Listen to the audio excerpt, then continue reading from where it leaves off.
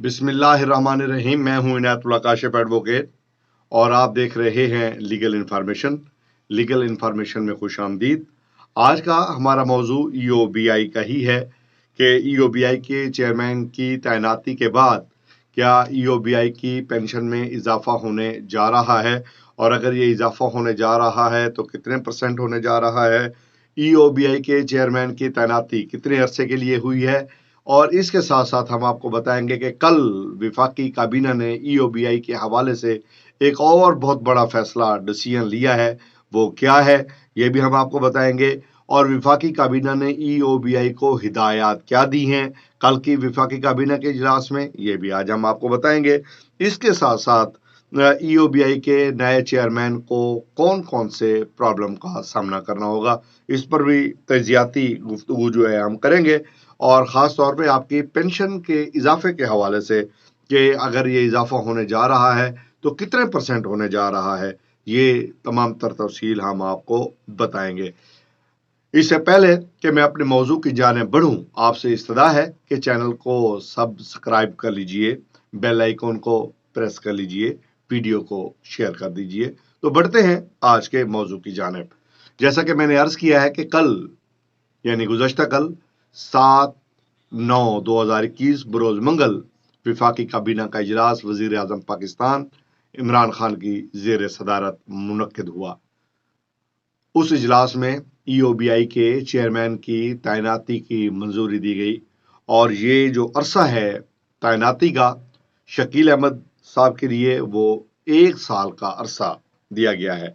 और इसके साथ साथ जो हिदायत की गई, सबसे पहली हिदायत ईओबीआई के हवाले से वो ये थी कि ईओबीआई के रेगुलर चेयरमैन की तैनाती के अमल को तेज तर करने के लिए ईओबीआई के दफातर को, कमेटीज को हिदायत जारी की गई हैं। लेकिन शकील अहमद साहब की जो तैनाती है ये 1 साल के लिए की गई है।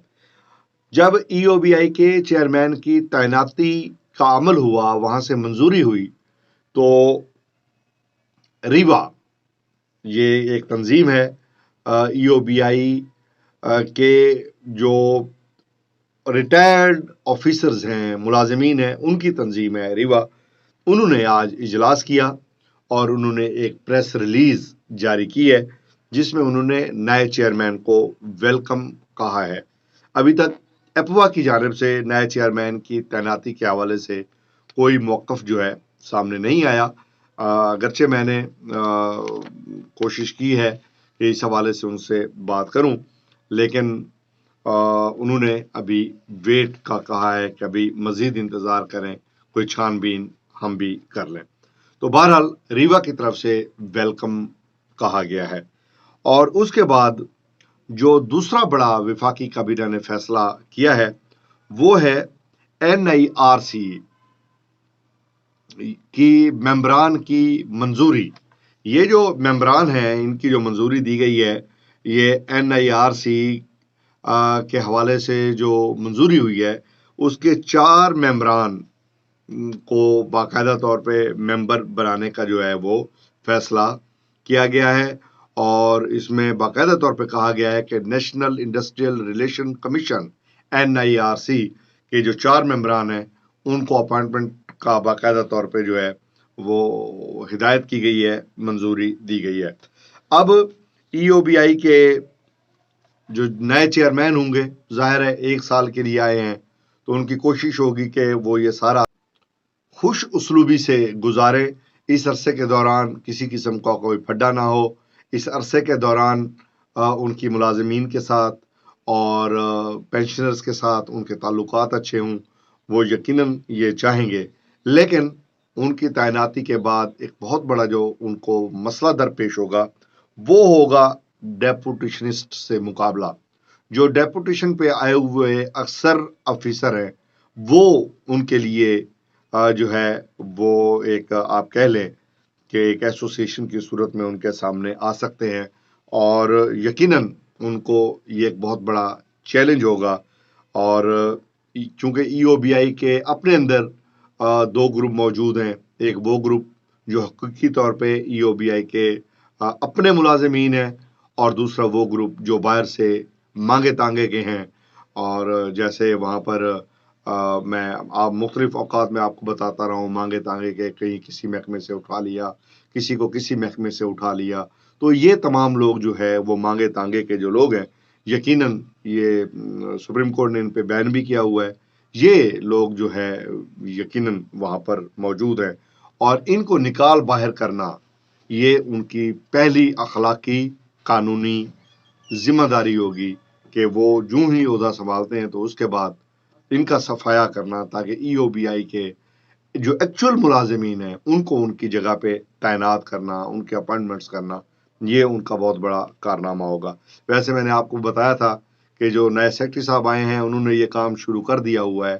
بہت ساری جگہوں سے انہوں نے لوگوں کو چھٹی کرانا شروع کر دی ہے، ریلیو کر دیا ہے، کچھ لوگوں کو وہ واپس بھیج رہے ہیں. تو یہ ان جو ڈیپوٹیشن پہ آئے ہوئے لوگ ہیں ان کو واپس ان کے اداروں میں بھیجنا، یہ ایک بہت بڑی جو ہے آپ کہہ سکتے ہیں کہ ان کی اخلاقی قانونی جو ہے وہ ذمہ داری ہوگی.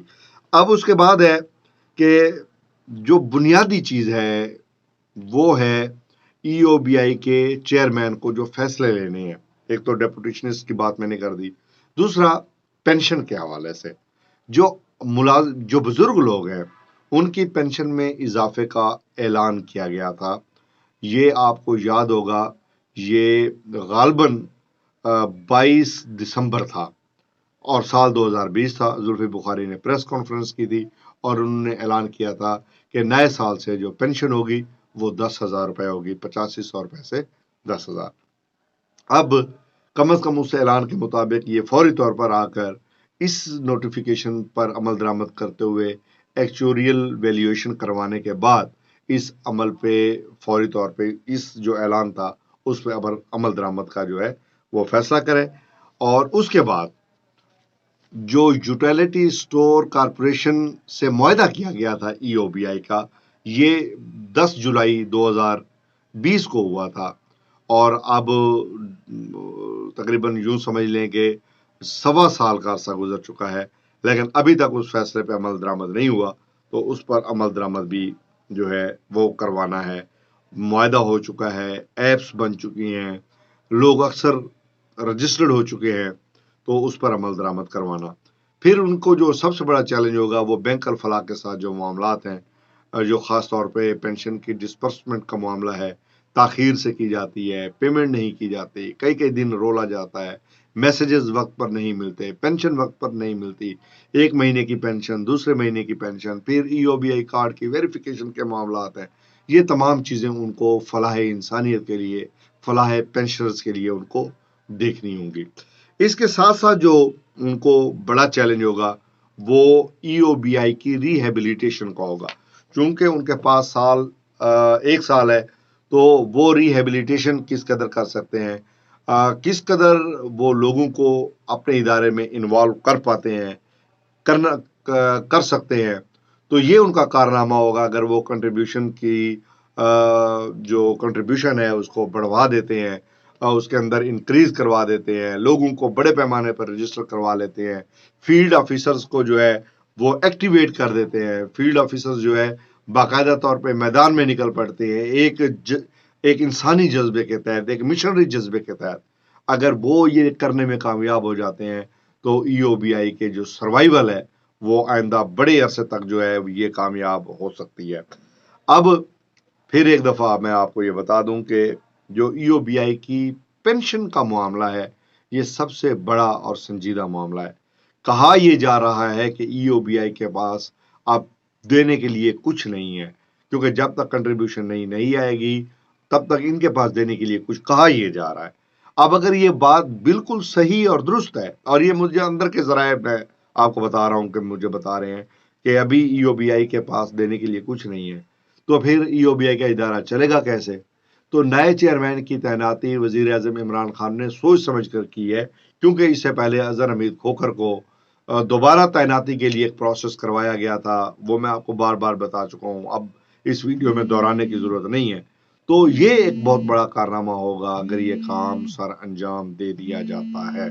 اور دوسرا این آئی آر سی کے نئے چیئرمین اگر آتے ہیں اور آ کر اپنا کام کرتے ہیں اور بہتر طریقے سے پرفارمنس دیتے ہیں تو یہ بھی اس ملک کے اندر ایک اور بڑا انڈسٹریل انقلاب ہو سکتا ہے. لوگوں کے جتنے اچھے فیصلے ہوں گے، جتنی لوگوں کی پینشن پھنسی ہوئی ہے، کچھ لوگوں کے کیسز پھنسے ہوئے ہیں، سالہ سال سے ان کو پینشن نہیں مل رہی ہے.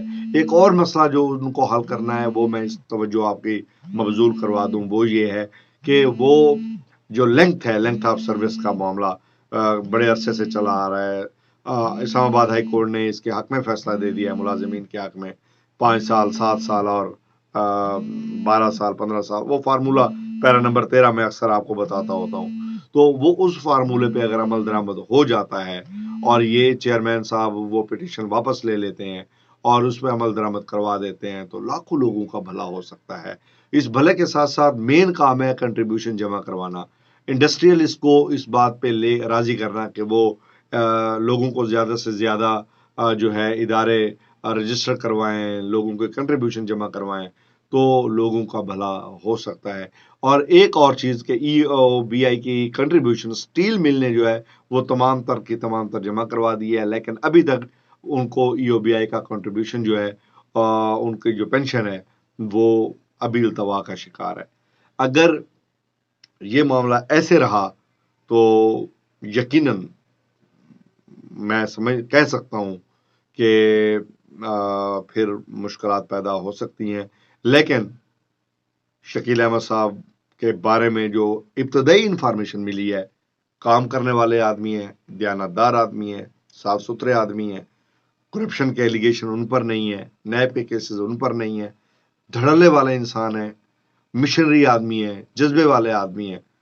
امید کرتا ہوں کہ وفاقی کابینہ نے جو سلیکشن کی ہے یہ کسی سفارش کے بغیر اور کسی محنتی آدمی کو چن کر کی گئی ہے، چونکہ اس سے پہلے جو لوگ آئے تھے تمام کی سمری کو ریجیکٹ کر دیا گیا تھا. میں امید کرتا ہوں کہ انشاءاللہ آنے والے دنوں میں ہم بہتری دیکھیں گے اور سب سے پہلی ترجیح ای او بی آئی کی پینشن میں اضافہ یہ ہونا چاہیے. اعلان کے مطابق اس کا فیصلہ کرنا چاہیے، نوٹیفیکیشن ہونا چاہیے اور یہ کام سپٹمبر کے اندر نہیں تو کم از کم اکتوبر تک یہ معاملات جو ہے یہ نپٹ جانے چاہیے. بہرحال ایک دفعہ پھر میں ای او بی آئی کے نو منتخب نیو سلیکٹڈ اور آپ یہ کہہ لیں ابھی ان کا نوٹیفیکیشن تو نہیں ہوا، لیکن میں کہہ سکتا ہوں کہ جو نئے چیئرمین متوقع ایکسپیکٹڈ چیئرمین چلو ہم کہہ دیتے ہیں، اب تو ایکسپیکٹڈ بھی نہیں رہے، بہرحال ان کو جو ہے ایک دفعہ مبارکباد میری طرف سے، لیگل انفارمیشن کی ٹیم کی طرف سے اور ایپوا کی طرف سے بھی اور تمام پینشنرز کی جانب سے ان کو مبارکباد اور ویلکم، اس توقع کے ساتھ کہ انشاءاللہ بھرپور کام کریں گے، بھرپور لوگوں کا فائدہ کریں گے، عوام الناس کا فائدہ کریں گے. اللہ آپ کا حامی و ناصر ہو. سر دست اپنے میزبان عنایت اللہ کاشف کو اجازت دیجیے. اللہ نگہبان.